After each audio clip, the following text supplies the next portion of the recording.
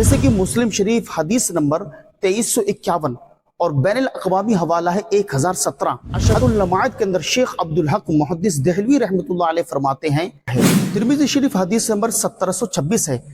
और मैं एक बार फिर दोहराता चलूं, किसी चीज के जायज और नाजायज होने का दारो मदार इस बात पर नहीं है कि रसूलुल्लाह सल्लल्लाहु अलैहि वसल्लम ने ये काम किया या नहीं किया, या सहाबे किराम ने ये काम किया या नहीं किया, बल्कि इसका दारो मदार इस बात पर है कि रसूलुल्लाह सल्लल्लाहु अलैहि वसल्लम ने मना तो नहीं किया। अगर रसूलुल्लाह सल्लल्लाहु अलैहि वसल्लम ने किसी काम को मना किया है तो यकीनन वो काम मना है, और जिस चीज को रसूलुल्लाह सल्लल्लाहु अलैहि वसल्लम ने मना नहीं किया तो यकीनन वो काम मना नहीं है। क्योंकि फिक्र का ये कायदा है अल अस्लु फिल अशियाहि अल इबाहतु, यानी हर चीज की असल में इबाहत है, जायज होना है, लेकिन हाँ शरीयत जिस चीज को मना कर दे तब जाके वो काम नाजायज होगा। किसी चीज के नहीं होने से वो काम नाजायज नहीं होता। और ये कायदा कुरान पाक, अहदीस सहीहा और अक़वाल फ़ुक़हा से साबित है। जैसे कि कुरान पाक में अल्लाह ताला इरशाद फरमाता है, पारा नंबर 7 सूरह माइदा आयत नंबर 101 के अंदर, ईमान वालों ऐसी बातें मत पूछो अगर तुम पर जाहिर की जाए तो वो तुम्हें बुरी लगे। अगर तुम इस वक्त पूछोगे हालांकि कुरान इस वक्त उतर रहा है, नाजिल हो रहा है, तो वो तुम पर जाहिर कर दी जाएंगी।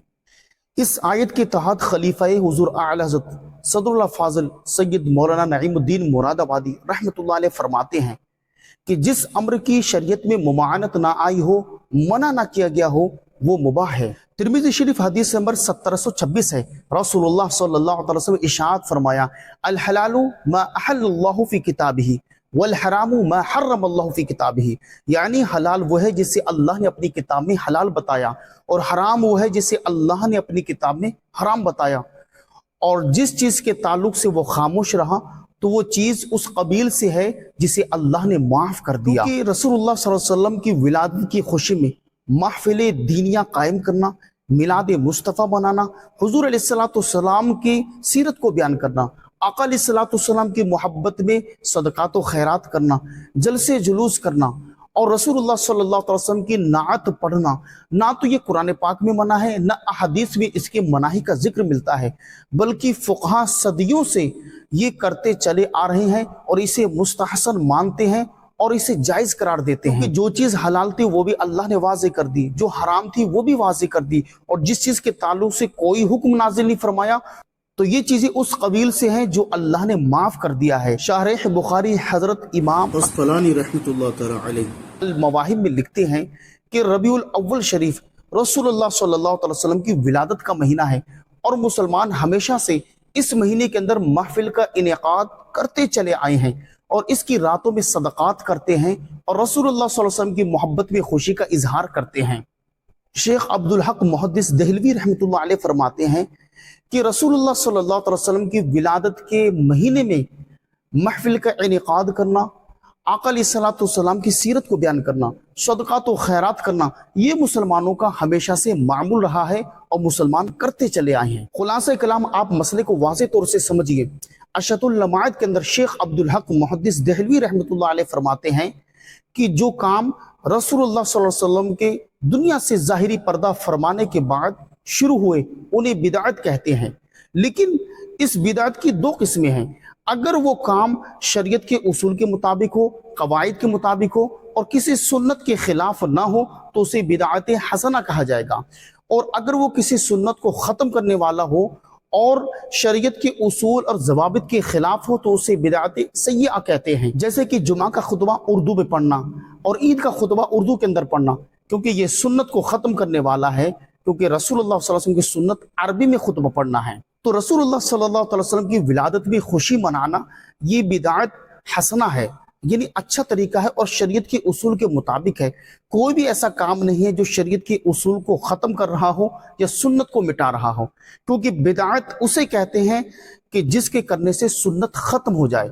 और जश्न ईद मिलादुन नबी के मनाने से, उसके अंदर महफिल दीनिया का इनेकाद करने से, रसूलुल्लाह की मोहब्बत में सदक़ात व खैरात करने से, आका अलैहिस्सलाम की नात पढ़ने से कोई भी सुन्नत ख़त्म नहीं हो रही, ना शरीयत के उसूल और ज़वाबित के खिलाफ हो रहा है। तो ये क्या है, बिदअत सय्यआ नहीं है बल्कि बिदअत हसना है।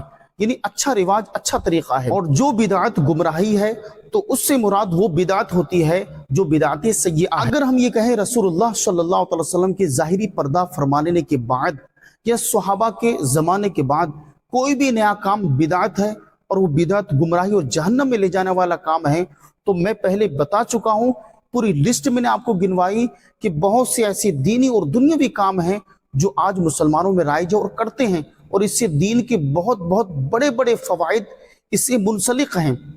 तो क्या आप इन सबको बिदात मानेंगे? क्या आप इन सबको ख़त्म करेंगे? बल्कि नहीं, हम ये कहेंगे जो काम रसूलुल्लाह सल्लल्लाहु अलैहि वसल्लम के दौर में नहीं थे और बाद में जाहिर हुए, अगर वो शरीयत के उसूल के मुताबिक है, कवायद के मुताबिक है और दीन को उससे फ़ायदा है, तो बिदअत हसना की कैटेगरी में आता है। और जो काम रसूलुल्लाह सल्लल्लाहु अलैहि वसल्लम के ज़ाहिरी पर्दा फरमाने के बाद शुरू किए गए और उससे किसी सुन्नत के मिटने का अंदेशा है या वो सुन्नत को मिटा रहा है और वो शरीयत के उसूल और ज़वाबित के खिलाफ है, तो उसे हम बिदअत सय्यिआ की कैटेगरी में रखते हैं। और इसी के ताल्लुक से रसूलुल्लाह सल्लल्लाहु अलैहि वसल्लम ने फरमाया कुल्लु बिदअतिन दलाला, यानी हर बिदअत गुमराही है। शेख अब्दुल हक मुहद्दिस देहलवी रहमतुल्लाह ताला अलैह फरमाते हैं कुल्लु बिदअतिन दलाला से मुराद बिदअत सय्यिआ है। बल्कि हदीस पाक में तो दीन के अंदर अच्छी नई चीज इजाद करने वाले को सवाब की बशारत है, जैसे कि मुस्लिम शरीफ हदीस नंबर 2351 और बैनुल अक़वामी हवाला है 1017।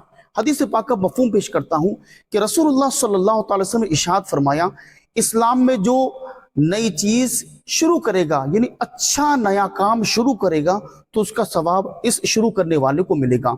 और जितने लोग इसके बाद उस नेक काम पर अमल करते रहेंगे तो उनका सवाब उन्हें भी मिलेगा और उन सब के बराबर इस नेक काम शुरू करने वाले को भी सवाब मिलेगा।